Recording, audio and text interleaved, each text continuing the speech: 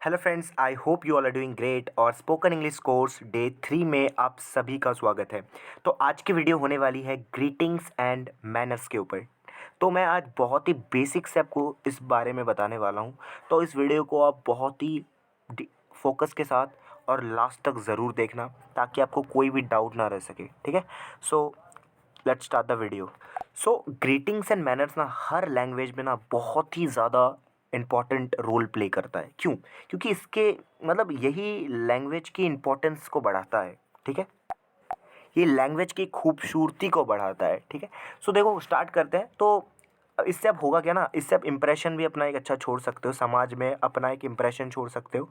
तो बहुत ज़रूरी है इन टोटल। ठीक है, तो शुरू करते हैं। ठीक है, तो देखो इंग्लिश एक पोलाइट लैंग्वेज है, ये पहला सेंटेंस है। ठीक है, तो देखो हर लैंग्वेज में ना, हर लैंग्वेज पोलाइट होता है। ठीक है, हर लैंग्वेज पोलाइट होता है, लेकिन इंग्लिश को आप थोड़ा ज़्यादा मान सकते हो हर लैंग्वेज के मुकाबले। ठीक है, कोई भी लैंग्वेज के मुकाबले आप इंग्लिश को थोड़ा ज़्यादा मान लो। ठीक है, अब देखो हर भाषा में ना ग्रीटिंग्स और मैनर्स का बहुत रोल रहता है। ठीक है, खासकर इंग्लिश में, क्योंकि इंग्लिश का बहुत ज़्यादा यूज़ होता है। हम अपनी डेली लाइफ में इंग्लिश को यूज़ करते हैं, कहीं जाते हैं तो हम इंग्लिश का यूज़ करते हैं। तो ग्रीटिंग्स एंड मैनर्स का यहाँ बहुत रोल है। ठीक है, तो सबसे पहले आप जान लो अब ग्रीटिंग्स एंड मैनर का क्या अर्थ होता है। ठीक है, ग्रीटिंग मतलब अभिवादन करना, मैनर मतलब बर्ताव, आचरण। ठीक है, तो फर्स्ट वर्ड ड्यूरिंग मीटिंग, यानी आप किसी से भी मिलते हो ना, उसके दौरान आप जो पहला जो कोई शब्द बोलते हो या कोई पहला सेंटेंस बोलते हो, वही ग्रीटिंग होता है। किसी से भी आप पहली बार मिलते हो तो मतलब पहली बार दिन में कभी भी मिलते हो तो फर्स्ट वर्ड जो बोलते हो वही ग्रीटिंग होता है। जैसे गुड मॉर्निंग, हाय, हेलो, है ना, जो आप पहली बार बोलते हो। कोई राधे राधे बोलता है, जय श्री कृष्णा बोलता है। ठीक है, सत श्री अकाल, बहुत लोग अपने अपने तरीके से बोलते हैं। ठीक है, अब मैनर्स क्या होता है? मैनर्स मतलब होता है कि आपका बिहेवियर, आप टुवर्ड्स अदर पीपल, यानी दूसरे लोगों के प्रति आपका बिहेवियर, आपका बर्ताव कैसा है, आप लोगों से किस तरीके से बात कर रहे हो, आप उनसे कैसे व्यवहार कर रहे हो, है ना, आप कितने शिष्ट मतलब सॉफ्टली, कितने पोलाइटली पेश आ रहे हो उनके साथ। तो ये एक्चुअल में मैनर्स होता है। तो आई होप ये छोटी सी चीज़ आपको समझ में आ गई। तो आगे बढ़ते हैं। तो देखो ग्रीटिंग्स एंड मैनर्स को जानने से पहले ना दो वर्ड्स पे ना हम ध्यान देंगे। ठीक है, दो वर्ड्स। तो एक है फॉर्मल, औपचारिक, और इनफॉर्मल यानी अनौपचारिक। ठीक है, तो फॉर्मल और इनफॉर्मल को हम थोड़ा समझ लेते हैं। ठीक है, क्योंकि इसके बिना आप आगे नहीं समझ सकते। ठीक है, तो देखो फॉर्मल किसे कहते हैं? फॉर्मल मतलब जिसके साथ आप इज्जत से बर्ताव करो, बहुत ही इज्जत से आप बर्ताव करो। ठीक है, अपने हिसाब से बर्ताव ना कर सको, यानी आप अपने हिसाब से बर्ताव नहीं कर सकते, यानी जैसा मन वैसा आपने बर्ताव कर दिया, ऐसा नहीं कर सकते आप। उसे हम औपचारिक कहते हैं, उसे हम फॉर्मल कहते हैं। ठीक है, जैसे आपके जो आपसे जो बड़े हैं, आपके टीचर है, आपके प्रिंसिपल है, आप उनसे जैसे आप मन वैसे आप बात नहीं कर सकते। जिस तरीके से आप अपने दोस्तों के साथ बात कर सकते हो, उस तरीके से आप अपने टीचर के साथ, अपने प्रिंसिपल के साथ, अपने बड़ों के साथ आप बात नहीं कर सकते। ठीक है, तो इसी को हम फॉर्मल कहते हैं। अब देखो इनफॉर्मल, इनफॉर्मल क्या होता है? जिसके साथ आप जैसे चाहो वैसे बर्ताव कर सको, अपने हिसाब से बर्ताव कर सको। ठीक है, अब जैसे मन आप उस तरीके से बर्ताव कर सकते हो, वो इनफॉर्मल होता है, अनौपचारिक होता है। ठीक है, तो जैसे एग्जाम्पल, आपके आपसे छोटे हैं, आपके दोस्त या जिनके साथ आप उठते बैठते हैं, आप डेली उनसे बात करते हैं। ठीक है, तो वो क्या हो जाता है? इनफॉर्मल हो जाता है। ठीक है, आई होप ये दो वर्ड्स आपको समझ में आ गया। ठीक है, क्या होता है? अब देखो ग्रीटिंग्स के कुछ नियम को हम जान लेते हैं। ठीक है, जो हम पहली बार मिलते हैं किसी से, फर्स्ट टाइम मीटिंग करते हैं, तो उस दौरान हम क्या क्या बोलते हैं। ठीक है, तो देखो सुबह से लेकर दोपहर 12 बजे तक अगर आप किसी से भी मिलते हो ना, तो आप क्या बोलोगे? गुड मॉर्निंग बोलोगे। मिलने पर क्या बोलोगे? आप गुड मॉर्निंग बोलोगे, सुबह से लेकर 12 बजे तक। ठीक है, और जब आप विदा लोगे, यानी जब उससे विदा लोगे, तब क्या बोलोगे? बाय बोलोगे। ठीक है, जैसे कि हम बोलते ही हैं, bye, take care, see you, have a nice day. आप चारों में से कुछ भी बोल सकते हो। ठीक है, तो जब आप विदा लेते हो तो आप ये बोलना, जब मिलते हो तो आप गुड मॉर्निंग बोलना। ठीक है, तो और एक बात आपको याद रखनी है कि आपका मन है, अगर आप चाहो तो आप गुड मॉर्निंग बोलो, या तो आपका धर्म आपको जो अलाउ करता है वो बोलो। ठीक है, तो आप गुड मॉर्निंग की जगह आप मिलने पर क्या बोल सकते हो? आप जैसे मैं हिंदू हूँ, मैं जैसे मैं बोलूँगा राधे राधे, जय श्री कृष्णा, राधे राधे बोल सकते हो। ठीक है, जय श्री कृष्णा बोल सकते हो, सत श्री अकाल, अगर आपके धर्म में कोई कोई कुछ भी बोला, जो बोला जाता है वो बोल सकते हो। ठीक है, और मिलने पर भी जो आप विदा लेते हो फिर भी आप राधे राधे बोल सकते हो। ठीक है, मिलने पर, विदा लेने पर हम जिस तरीके से सेम बोल देते हैं।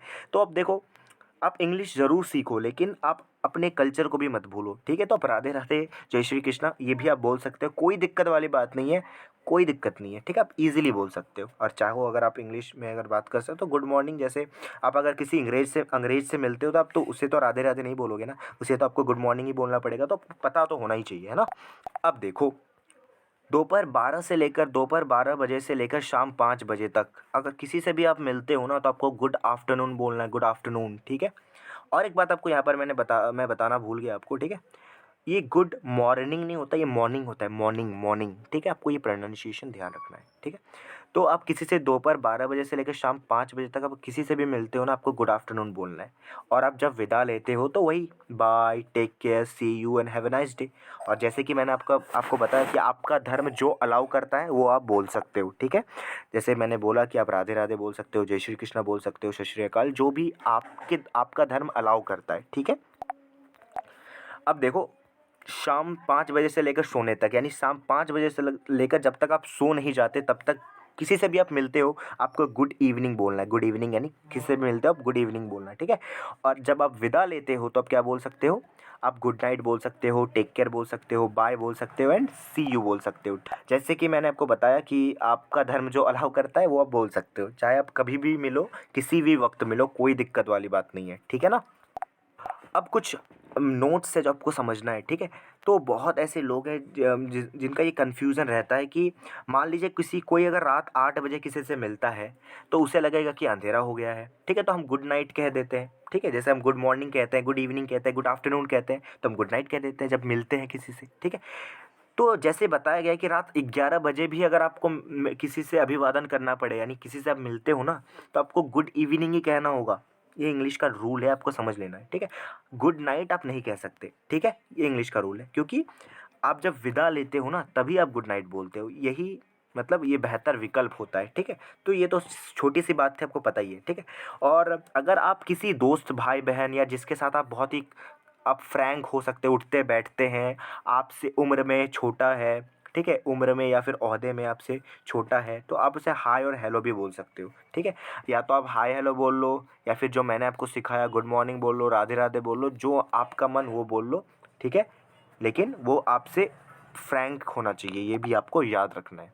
और दूसरा नोट क्या है कि बाय और सी यू ये इनफॉर्मली ज़्यादा यूज़ किया जाता है। इनफॉर्मली मतलब अपने दोस्तों के साथ, जो आपसे छोटे हैं, जिनके साथ आप उठते बैठते हैं, तो बाय सी यू उसके साथ ज़्यादा यूज़ होता है। लेकिन अगर आप किसी से भी, अपने टीचर से, आप और भी आपसे जो बड़े हैं उनसे अगर आप विदा लेना चाहते हो, तो आप टेक केयर बोलो, हैव अ नाइस डे बोलो, मीट यू सून सर, इस तरीके के वर्ड्स आप यूज़ कर सकते हो, ठीक है?